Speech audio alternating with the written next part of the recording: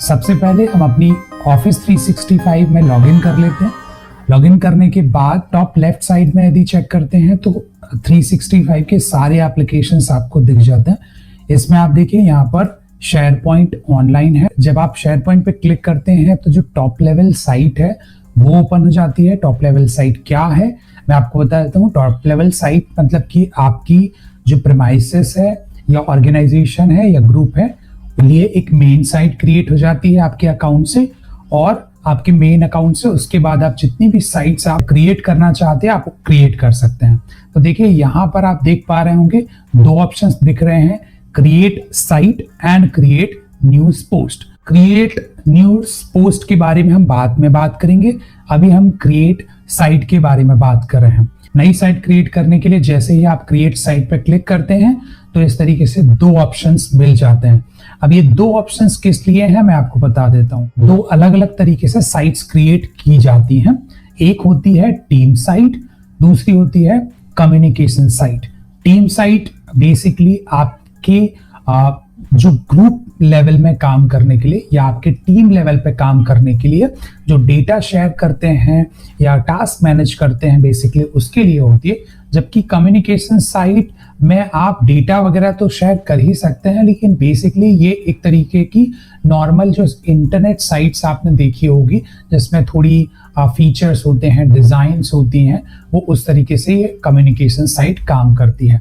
तो मान लीजिए हम टीम साइट को अभी क्रिएट करना जान लेते हैं। तो टीम साइट को क्रिएट करने के लिए सपोज मैंने एक एग्जांपल ले लिया है कि यहाँ पर मैं इसे नील मंकी नाम से एक वेबसाइट क्रिएट करता हूँ।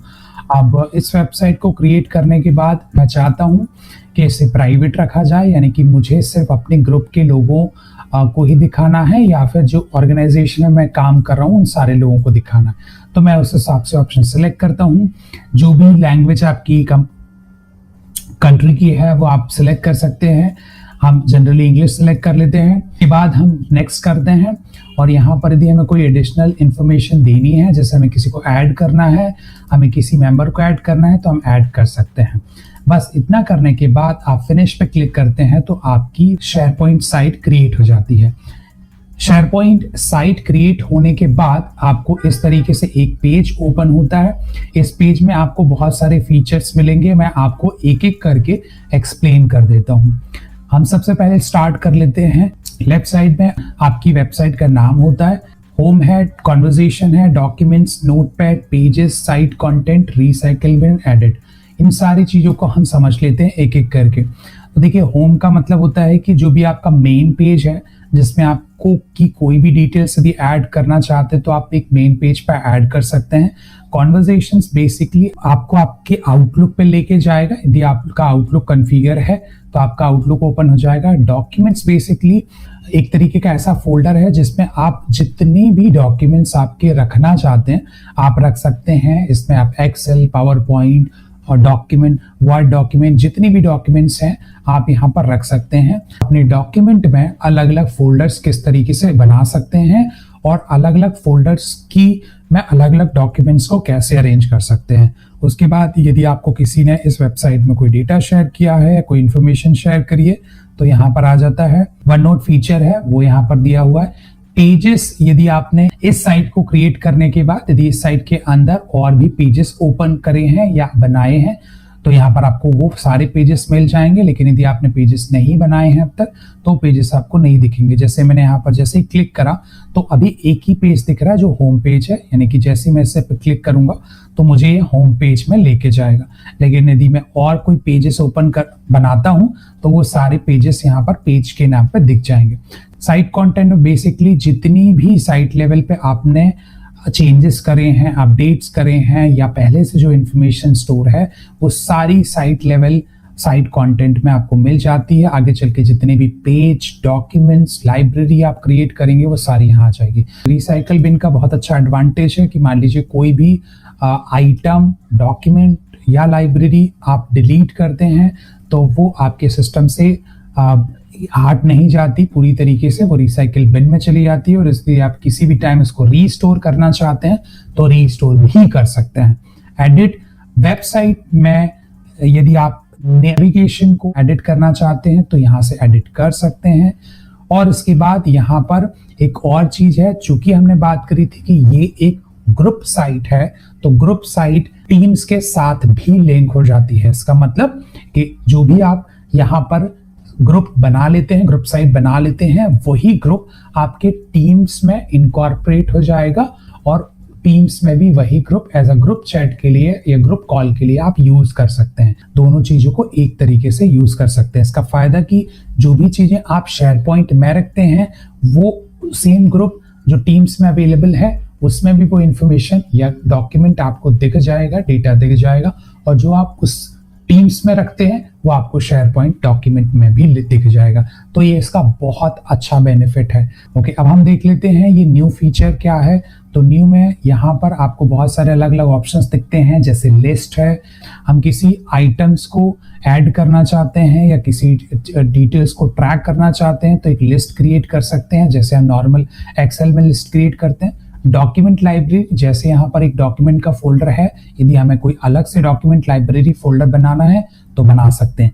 पेज, जैसे हमने बात की कि कोई भी पेज इसके अंदर यदि हम और ऐड करना चाहते हैं तो इस साइट का एक पेज बन जाएगा, इस साइट के अंदर एक और पेज क्रिएट हो जाएगा। स्पेस, यदि आप इसी साइट के अंदर एक स्पेस अलग से क्रिएट करना चाहते हैं। न्यूज पोस्ट यदि ऐड करना चाहते हैं कि इस साइट में कोई एक न्यूज है जो आपको लोगों को शेयर करनी है तो वो कोई पोस्ट क्रिएट कर सकते हैं, न्यूज की लिंक बना सकते हैं, प्लानर बना सकते हैं और ऐप भी बना सकते हैं। ऐप बेसिकली क्या होता है, अलग अलग अनाउंसमेंट बना सकते हैं, अलग अलग तरीके की लिस्ट बना सकते हैं। तो बहुत सारे आप ऐप यहाँ पर जो इनबिल्ट है वो आप उसे यूज कर सकते हैं। आगे चल के हम इन सारे फीचर्स को एक एक करके चेक करने वाले हैं। पेज डिटेल, पेज की जो डिटेल्स है हम यहाँ पर देखते हैं, जैसे कि पेज कब बना था, उसकी प्रॉपर्टी क्या है। एनालिसिस, यानी साइट को में कितना यूज हुआ है, कब से अब तक किस तरीके का ट्रेंड है, किस तरीके की यूजेस हैं, ये इस वेबसाइट पे सब पता चल जाता है। यहाँ पर कोई आपको न्यूज में पोस्ट ऐड करनी है तो आप यहाँ ऐड कर सकते हैं। एक्टिविटी में बेसिकली जो भी आप इस साइट में एक्टिविटी करते हैं, कोई डॉक्यूमेंट अपलोड करते हैं या किसी भी तरीके के चेंजेस करते हैं तो आपको यहाँ पर सारी एक्टिविटीज दिखती जाती हैं। कुछ क्विक लिंक ऐड करना चाहते हैं तो यहाँ पर कर सकते हैं। तो इस तरीके से आप एक ग्रुप साइट क्रिएट कर सकते हैं। अब हम चलते हैं कि ग्रुप साइट के अलावा यदि हम कम्युनिकेशन साइट को बनाना चाहें तो कम्युनिकेशन साइट कैसे बनाई जा सकती है। तो कम्युनिकेशन साइट के लिए वापस से हम क्रिएट साइट पर क्लिक करते हैं। क्रिएट साइट पे क्लिक करने के बाद कम्युनिकेशन साइट पे क्लिक करने से हमें वापस से ये पूछ लेगा कि हमें उसको नाम देना है। अब हमने इसको नाम दे दिया। ये चेक करेगा कि ऐसी कोई पहले से वेबसाइट अवेलेबल तो नहीं है, तो ये पहले से था इसलिए हम इसको चेंज कर लेते हैं। अब ये अवेलेबल है।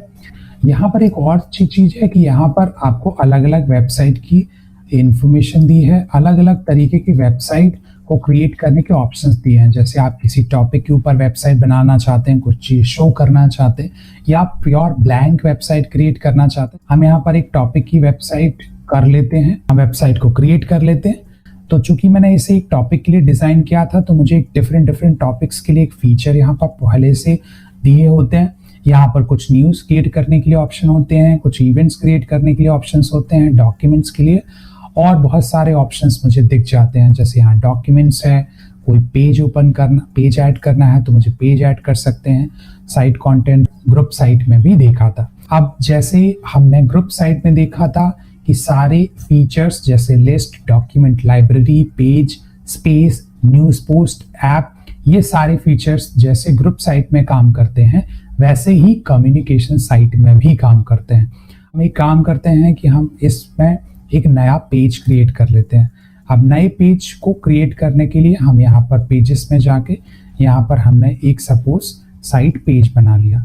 अब हमने साइट पेज को किस तरीके से बना सकते हैं, तो मान लीजिए हमने यहाँ पर नाम दे दिया कुछ भी कि नील मंक, तो मैंने इसे नाम दे दिया। अब मैं इसे सेव कर देता हूँ। अभी यदि मैं चाहता हूँ कि ये वेबसाइट सबको दिख जाए तो मैं इसे पब्लिश करता हूँ। तो जो पेज मैंने अभी क्रिएट करा है इस साइट पे, जो पेज है वो लोगों को दिखने लगेगा। इस तरीके से मैं कम्युनिकेशन साइट पे काम कर सकता हूँ।